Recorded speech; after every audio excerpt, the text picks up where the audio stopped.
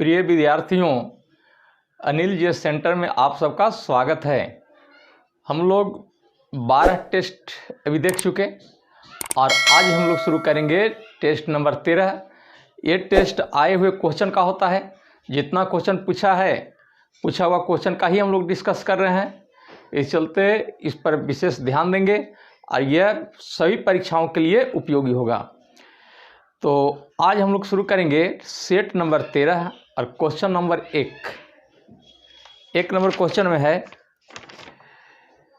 कि मेंडल ने किस आधार पर युग्मक की शुद्धता का नियम दिया। तो इसका आंसर हो जाएगा 1 संकरण क्रॉस, यानी 1 का बी, 1 का बी हो गया। अब इसमें हम लोग को जानना है कि मेंडल का नियम क्या है ना, मेंडल ने कितना नियम दिया। तो एक एक करके हम लोग देखेंगे। मेंडल को हम लोग कहते हैं फादर ऑफ जेनेटिक्स, यानी जेनेटिक्स का विस्तृत अध्ययन किया था मेंडल ने। इसमें पहले देखते हैं एक संकरण क्रॉस, मोनोहाइब्रिड क्रॉस। तो मोनोहाइब्रिड क्रॉस का मतलब होता है कि जब एक ही लक्षण के दो भिन्न गुणों के बीच क्रॉस कराया जाता है तब ऐसे क्रॉस को मोनोहाइब्रिड क्रॉस कहते हैं। एक ही लक्षण का मतलब कि पौधा को हम लेंथ में अगर लेते हैं तो कुछ पौधे लंबे होते हैं, कुछ बौना होते हैं। तो लंबा और बौना ये अलग अलग गुण हुआ, लेकिन लेंथ जो हुआ वो एक कैरेक्टर, एक लक्षण है। जैसे हम फूल का कलर देखें तो लाल फूल और उजला फूल, तो लाल फूल उजला फूल एक लक्षण हुआ, लेकिन लाल और उजला अलग अलग गुण हो गया। तो जब दो भिन्न गुणों, एक ही लक्षण के जब दो भिन्न गुणों के बीच क्रॉस कराएंगे तब ऐसे क्रॉस को कहते हैं मोनोहाइब्रिड क्रॉस।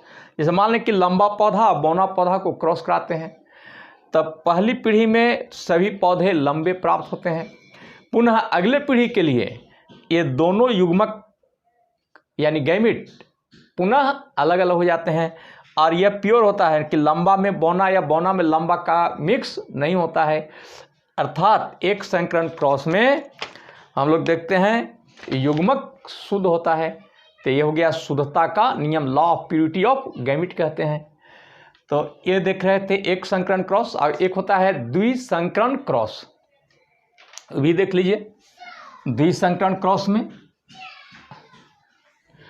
जब दो भिन्न लक्षण के बीच क्रॉस कराया जाता है तब ऐसे क्रॉस को कहा जाता है द्विसंकरण क्रॉस। दो भिन्न लक्षण का मतलब कि लंबा पौधा लाल फूल, तो पौधा का लेंथ एक कैरेक्टर हुआ और लाल फूल माने फूल का कलर एक कैरेक्टर हुआ। तो यहाँ दो कैरेक्टर के बीच हम क्रॉस करा रहे हैं तो इसको हम कहेंगे द्विसंकरण क्रॉस, यानी डाई हाइब्रिड क्रॉस। तो लंबा पौधा और लाल फूल, बौना पौधा सफ़ेद फूल को जब हम क्रॉस कराएंगे तो पहली पीढ़ी में लंबा पौधा और लाल फूल प्राप्त होता है। फिर अगली पीढ़ी में 9:3:1 का अनुपात होता है। तो ये देखा दें दोनों अनुपात पूछ देता है कि मोनोहाइब्रिड क्रॉस में फिनोटाइपिक रेशियो कितना होता है और डाई हाइब्रिड क्रॉस में फिनोटाइपिक रेशियो क्या है।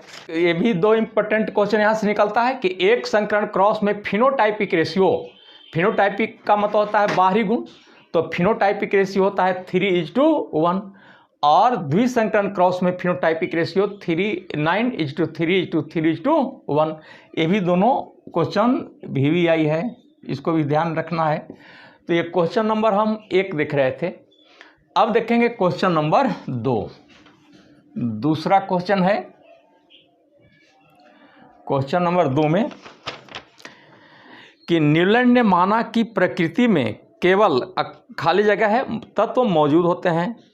तो न्यूलैंड ने अष्टक नियम दिया था जिसको कहते हैं न्यूलैंड का अष्टक नियम। तो उस समय न्यूलैंड के समय 56 तत्व की जानकारी थी। तो आंसर हो जाएगा बी।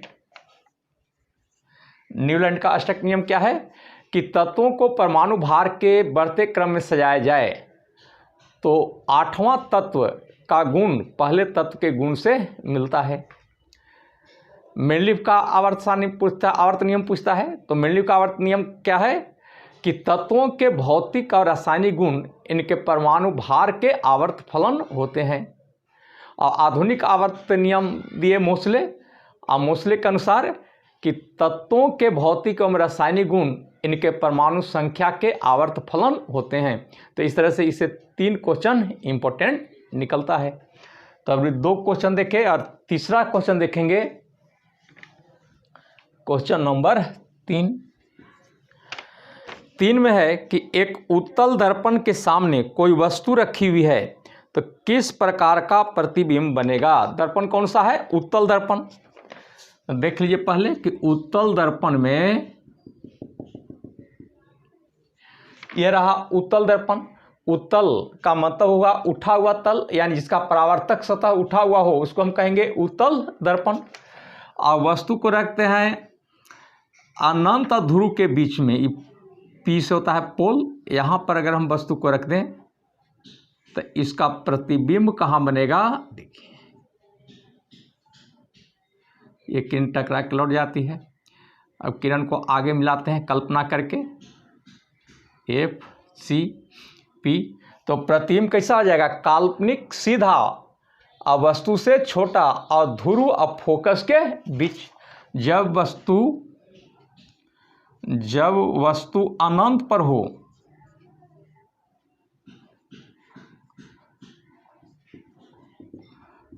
तो प्रतिबिंब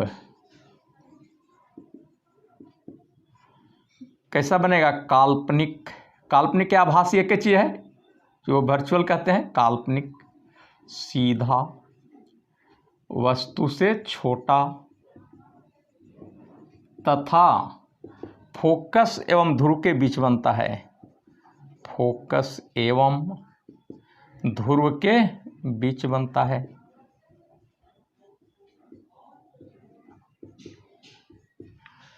तो ऐसे जान लें कि उत्तल दर्पण में हमेशा प्रतिबिंब काल्पनिक सीधा बनता है, वस्तु से छोटा बनता है। तो आंसर हो जाएगा 3 का हो जाएगा सी। 3 क्वेश्चन देखे। अब देखिए क्वेश्चन नंबर 4।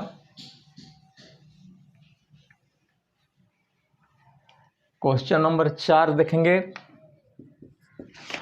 4 में है कि निम्नलिखित में से निष्क्रिय गैस समूह कौन सा है, यानी किस समूह का गैस निष्क्रिय होता है। तो आंसर हम लोग देखेंगे सी। तो जीरो ग्रुप का तत्व, जीरो या आधुनिक आवर्त सारणी, आधुनिक आवर्त नियम के अनुसार 18वां ग्रुप हो गया। जीरो या 18वां समूह का तत्व अक्रिय होता है। अक्रिय यानी इनर्ट होता है। जीरो या 18वां समूह का तत्व क्या होता है? अक्रिय। इसमें आता है हीलियम, नियॉन, आर्गन, क्रिप्टन, जेनन और रेडन। ये अक्रिय गैस हैं, जिसमें सबसे भारी गैस होता है रेडॉन, और यह वायुमंडल में नहीं पाया जाता है। तो हम लोग क्वेश्चन देख रहे थे 4 का। अच्छा, एक और इसमें चॉइस था हैलोजन समूह। तो हैलोजन में आता है, हैलोजन 17वां ग्रुप या 7A ग्रुप का तत्व है। इसमें आता है फ्लोरीन, क्लोरीन, ब्रोमीन, आयोडीन और स्टेटिन। 16वां में ऑक्सीजन, सल्फर इत्यादि आता है। और क्षारीय धातु समूह, तो क्षारीय को कहते हैं अल्कली मेटल। उसमें आता है lithium, sodium, potassium, rubidium, caesium और फ्रांसियम। तो ये चारों चॉइस भी आप देख लिए 4 नंबर का। और अब देखते हैं क्वेश्चन नंबर 5। 5वां क्वेश्चन देखेंगे। क्वेश्चन नंबर 5 में है कि निम्नलिखित में कौन सा कथन सत्य या असत्य है। ए में दिया हुआ है कि निम्न प्रतिवर्ती अभिक्रिया का एक उदाहरण है। दूसरा, निम्न प्रकाश गठन अभिक्रिया का उदाहरण है। तो N2 पहले देख लें, N2 प्लस H2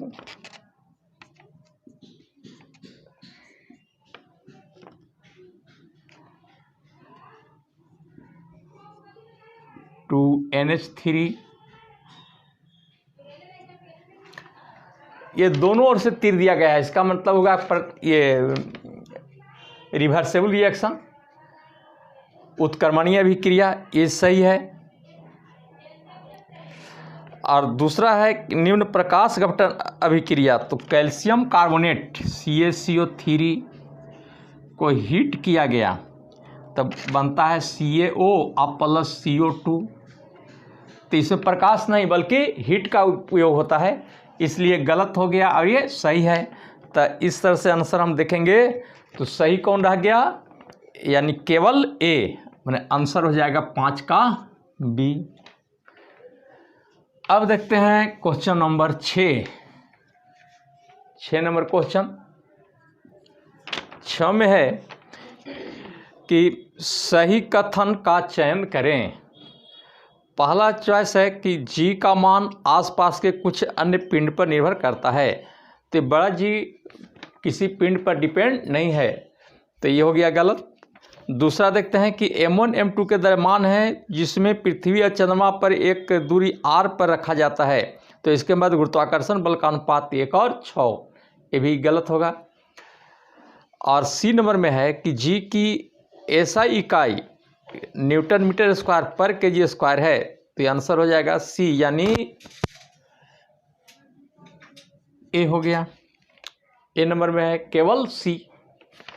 तो ये कैसे होगा सो देख लेंगे कि अब जानते हैं कि F बराबर होता है GM1 M2 by R square, जहाँ G को कहेंगे सार्वत्रिक गुरुत्वाकर्षण नियतांक, G हो गया सार्वत्रिक गुरुत्वाकर्षण नियतांक।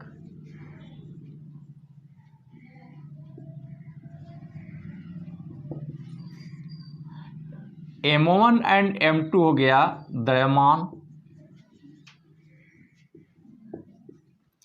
और R दूरी, F गुरुत्वाकर्षण बल,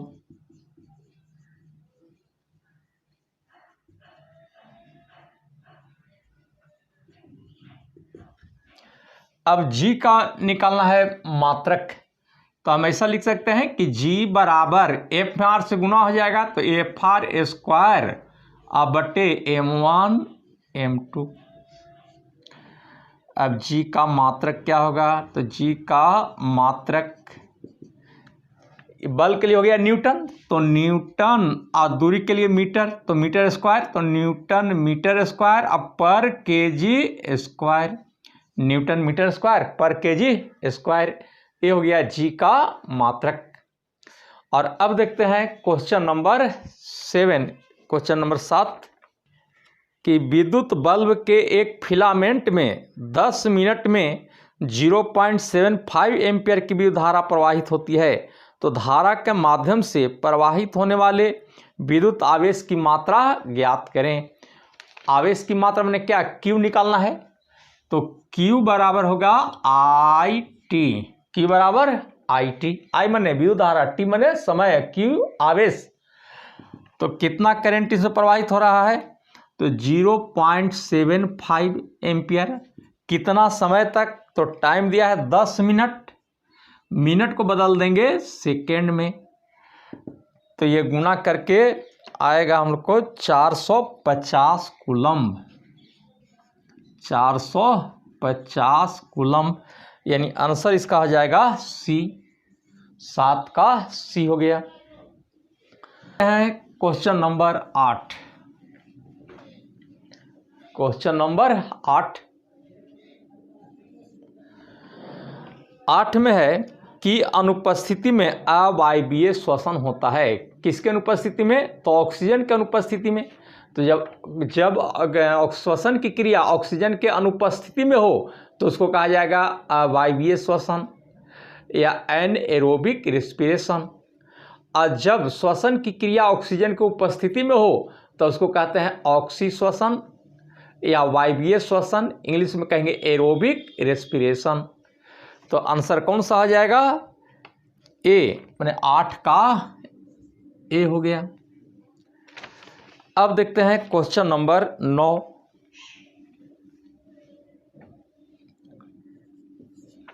क्वेश्चन 9 में है कि निम्न में से क्या श्वसन प्रणाली का हिस्सा नहीं है। तो पहला दिया है श्वास नली, ये श्वसन तंत्र का एक हिस्सा हुआ। दूसरा है फेफड़ा, ये श्वसन तंत्र का हिस्सा है। ब्रोंकाई श्वसन तंत्र का हिस्सा है। लेकिन मेडुला ऑब्लोंगेटा ये मस्तिष्क का भाग है। तो कौन छट जाएगा? सी, यानी 9 का हो गया सी। अब देखिए श्वसन तंत्र में जैसे नाक से सांस लेते हैं तो आगे जा कर के ट्रैकिया श्वास नली बनता है, और श्वास नली 2 भाग में बढ़ जाता है जिसका नाम है ब्रोंकस। और ब्रोंकस भी कई भागों में टूट जाता है, बढ़ जाता है, इसका नाम है ब्रोंकियोल। तो इस तरह से ट्रैकिया, ब्रोंकस, ब्रोंकियोल ये श्वसन तंत्र का पार्ट है। और श्वसन का मुख्य भाग ये लंग्स यानी फेफड़ा है। तो इस तरह से अभी हम 9 क्वेश्चन देखे।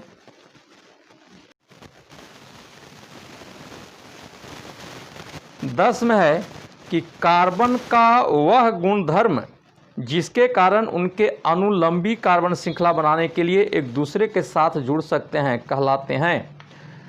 तो कार्बन में क्षमता होता है श्रृंखला बनाने की क्षमता ना, जिसको कहते हैं हम लोग श्रृंखलन, यानी 10 का ए, 10 का हो गया ए। इसमें श्रृंखला बनाने की कैपेसिटी है। इसलिए कार्बन के बहुत सारे यौगिक हैं। तो सबसे अधिक यौगिक कौन बनाता है? तो कार्बन भी क्वेश्चन आता है कि सबसे अधिक कंपाउंड कौन बनाता है? तो कार्बन सबसे अधिक कंपाउंड बनाता है। इसलिए कार्बनिक यौगिक को हम लोग अलग से अध्ययन करते हैं। तो 10 का हो गया ए। 11 नंबर क्वेश्चन 11 में है कि एक कुल्ली भूमि से 20 किलोग्राम का सामान उठाता है और उसे भूमि से 2 मीटर ऊपर अपने सिर पर रखता है, तो उसके द्वारा सामान पर किए गए कार्य की गणना करें। जी का मान दिया हुआ है 10 मीटर पर सेकेंड स्क्वायर। तो किया गया कार्य कितना हो जाएगा? कार्य बराबर हो जाएगा mgh। मास कितना दिया है? 20 kg। जी का मान 10 है और ऊंचाई है 2 मीटर, तो हो जाएगा 400 जूल। तो 11 का आंसर कौन सा हो जाएगा? सी। 11 का सी यानी 400 जूल। क्वेश्चन नंबर 12 में है कि 20 मीटर पर सेकेंड के वेग से गति कर रहे 50 किलोग्राम द्रव्यमान वाले एक पिंड का संवेग क्या होगा? संवेग यानी मोमेंटम। तो संवेग बराबर होता है द्रव्यमान अगुना वेग। संवेग को पी से लिखते हैं, यानी पी बराबर होता है एम भी। एम माने मास और भी से वेलोसिटी। तो पी बराबर हो जाएगा मास कितना? मास है 50 kg और वेलोसिटी है 20 मीटर पर सेकेंड, तो हो जाएगा 1000 किलोग्राम मीटर पर सेकेंड। तो चॉइस नंबर डी हो जाएगा। 12 का हो गया डी। और अब देखते हैं क्वेश्चन नंबर 13। क्वेश्चन नंबर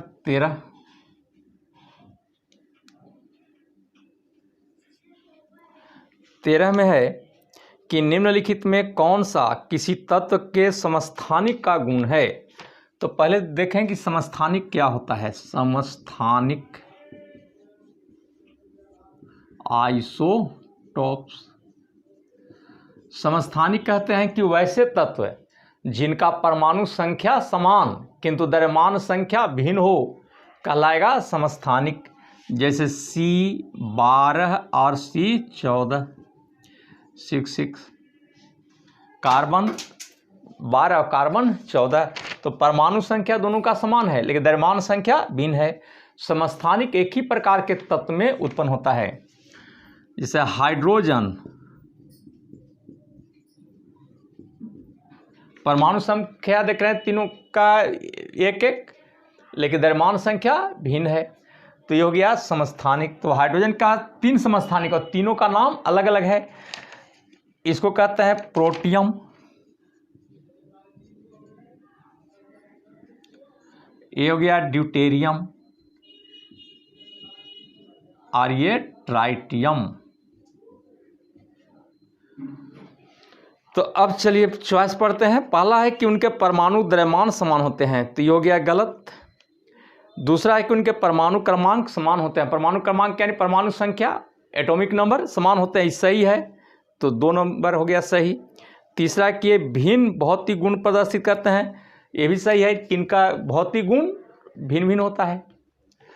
और 4 में कि समान रासायनिक गुण प्रदर्शित करते हैं, लेकिन रासायनिक गुण में कोई अंतर नहीं है इसमें, तो 2, 3, 4 ये सही है, और 2, 3, 4 यानी कि आंसर इसका हो जाएगा बी, तो 13 का बी।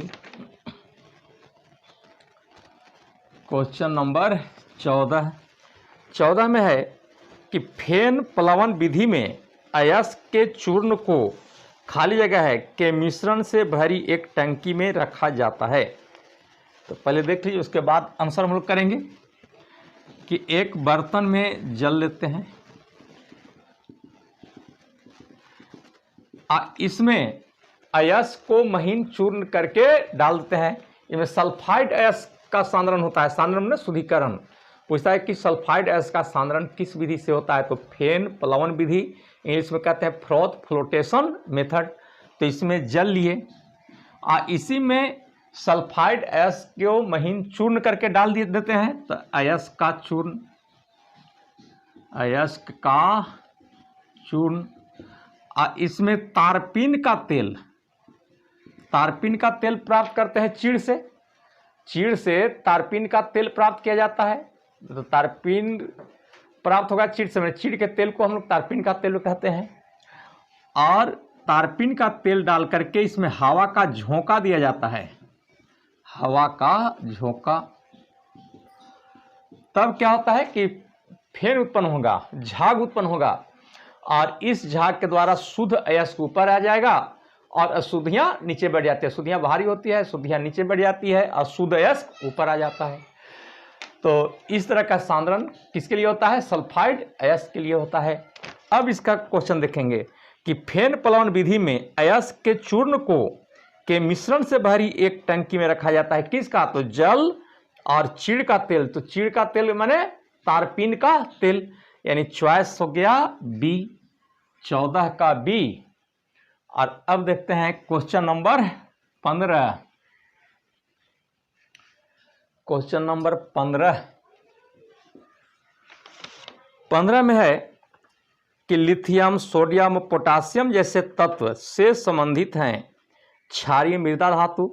दूसरा चॉइस है हैलोजन समूह, तीसरा शून्य समूह, चौथा क्षारीय धातु समूह।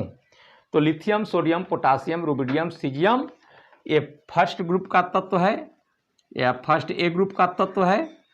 Lithium, sodium, potassium, rubidium, caesium और फ्रांसियम। इसको कहते हैं अल्कली मेटल। अल्कली मेटल माने क्षार धातु, क्षार धातु। एक चीज जानना है कि क्षार धातु बहुत ज़्यादा रिएक्टिव होता है, इसलिए इसको रखते हैं किरासन तेल में डुबा करके। तो क्षार धातु को किस में रखा जाता है, किरासन तेल में डुबाकर। तो अब चलिए आंसर देख लें। तो 15 का कौन सा आंसर हो जाएगा, डी, 15 का हो गया डी। और अब देखते हैं क्वेश्चन नंबर 16। क्वेश्चन नंबर 16 में है कि किसी परमाणु के कोष में भरे जा सकने वाले अधिकतम इलेक्ट्रॉनों की संख्या कितनी होती है। तो कोष का मतलब क्या होगा, KLMN इस तरह से देखते हैं, मैंने प्रथम कक्षा, पहली कक्षा। तो किसी कक्षा में अधिकतम कितना इलेक्ट्रॉन भरा जाता है, तो इसके लिए एक सूत्र होता है जिसको कहते हैं बोर-ब्यूरी योजना। और किसी कक्षा माने ऑर्बिट, किसी कक्षा सेल्फ का अधिक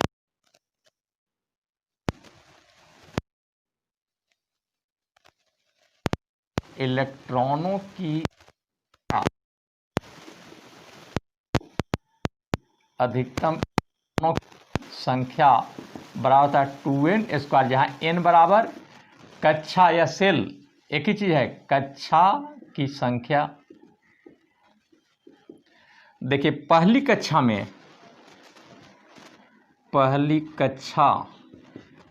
कक्षा यानी सेल, तो पहली कक्षा में अधिकतम इलेक्ट्रॉन, पहली कक्षा को हम लोग के से सूचित करते हैं, तो पहली कक्षा में अधिकतम इलेक्ट्रॉन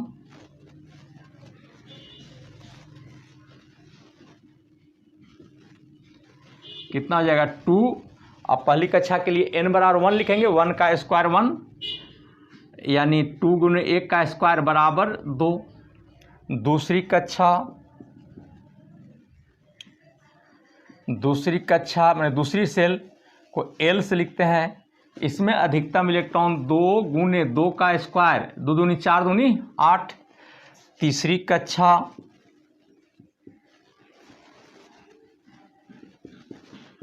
M, अधिकतम इलेक्ट्रॉन हो जाएगा 2 गुने 3 का स्क्वायर, 3 तिहाई 9 दूनी 18 इलेक्ट्रॉन। चौथी कक्षा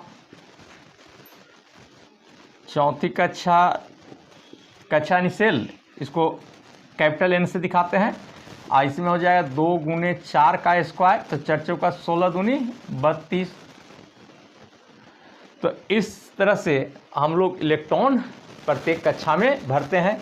तो के कक्षा में अधिकतम इलेक्ट्रॉन पूछा है, तो कौन सा आंसर हो जाएगा 2 यानी 16 का हो जाएगा चॉइस नंबर ए।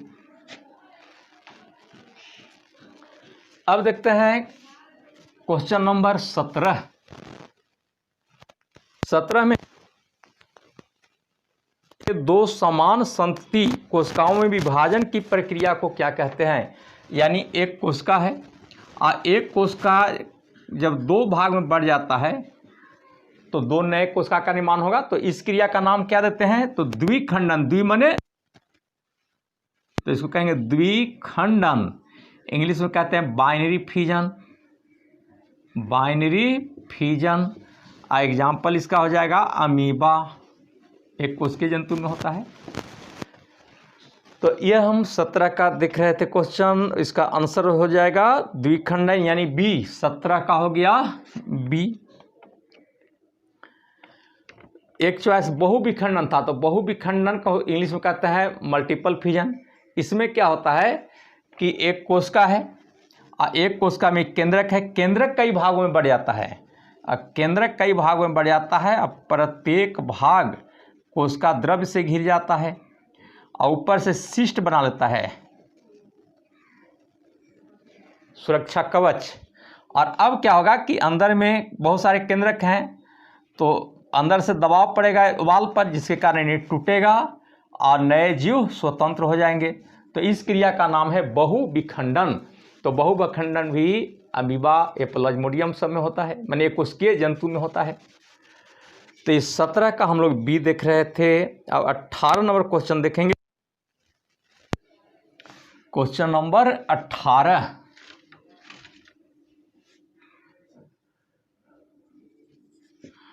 18 में है कि निम्नलिखित में कौन सी धातु मुक्त अवस्था में पाई जाती है। मुक्त का मतलब कि जो वातावरण से रिएक्शन नहीं करे। तो जिंक, कॉपर, मैग्नीशियम, ये सब क्या रिएक्टिव होते हैं, जो ऑक्सीजन से संयोग करेंगे, लेकिन प्लेटिनम रिएक्ट नहीं करता है, अतः यह मुक्त रूप में पाया जाएगा। तो आंसर कौन सा आ जाएगा, डी। 18 का डी हो गया। अब देखते हैं क्वेश्चन नंबर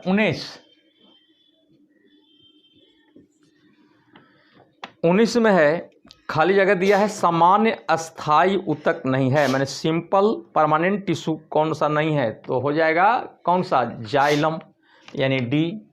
जाइलम क्या है, तो जटिल ऊतक है। जाइलम और फ्लोएम ये दोनों जटिल ऊतक हैं। कॉम्प्लेक्स टिश्यू इंग्लिश में बोलते हैं।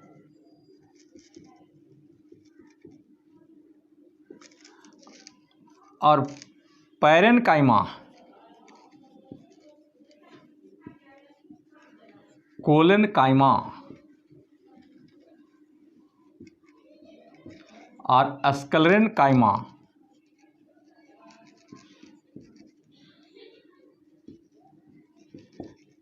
ये सरल ऊतक कहलाते हैं, simple tissue, simple permanent tissue हुआ, सिंपल परमानेंट टिश्यू।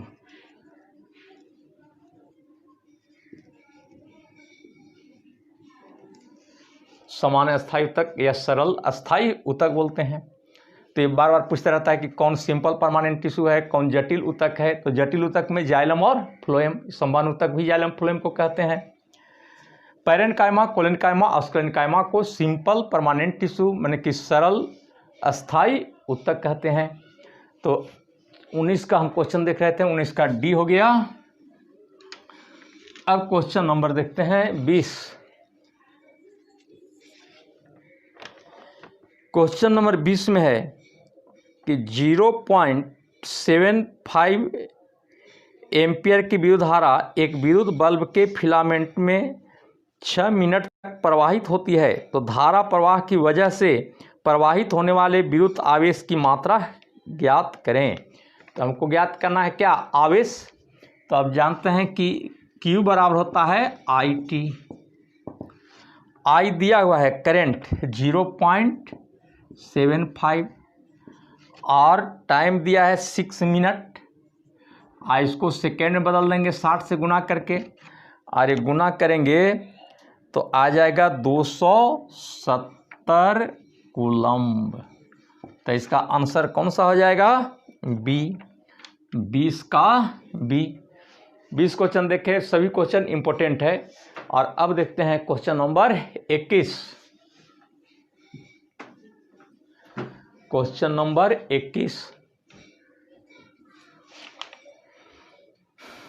21 में कि एक संपीड़ित स्प्रिंग में समान स्प्रिंग की तुलना में खाली जगह ऊर्जा होती है।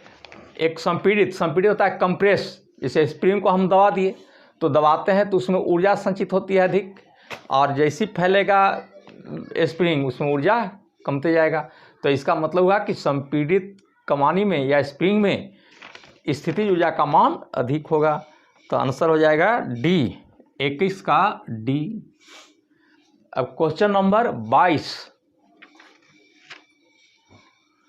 क्वेश्चन नंबर 22 में है कि यदि दो कणों के बीच की दूरी बढ़ जाती है तो इनके बीच गुरुत्वाकर्षण बल पर क्या प्रभाव पड़ेगा। तो मान लेते हैं कि M1 M2 दो द्रव्यमान की वस्तु है, तो दोनों के बीच की दूरी बढ़ाएंगे तो A प्रोपोर्शनल क्या होता है 1/r²। तो दूरी बढ़ाएंगे तो बल का मान कमेगा। तो आंसर कौन सा हो जाएगा, तो बी हो जाएगा, 22 का बी। और क्वेश्चन नंबर अब देखते हैं 23।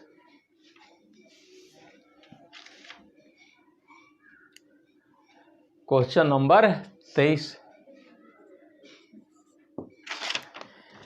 23 में है कि जब सिल्वर ब्रोमाइड को सूर्य की रोशनी में रखा जाता है तब क्या होगा कि ब्रोमीन अलग हो जाएगा, यानी आंसर हो जाएगा डी। सिल्वर ब्रोमाइड का सूत्र होता है AgBr। अब घटित होगा, ब्रोमीन अलग हो जाएगा। और अब देखते हैं क्वेश्चन नंबर 24 में है कि इनमें कौन सा अंग उत्सर्जन अंग से संबंधित है। पहला कोरोनरी धमनी। तो कोरोनरी धमनी कहाँ जाता है, तो हार्ट में, हृदय में। पूछता है कि हृदय में धमनी, हृदय की धमनी को क्या कहते हैं, तो कोरोनरी आर्टरी। हिपैटिक सिरा, तो हिपैटिक माने लीवर, तो लीवर में जो सिरा जाएगा वो हिपैटिक सिरा। गुर्दे की धमनी, गुर्दा माने होता है किडनी, किडनी में धमनी, तो ये हो जाएगा आपको उत्सर्जन से संबंधित। और पल्मोनरी सिरा ये फेफड़ा से संबंधित हो गया। तो इस तरह से चारों चॉइस को देखते हुए आंसर कौन सा हो जाएगा, तो बी, 24 का बी। और लास्ट क्वेश्चन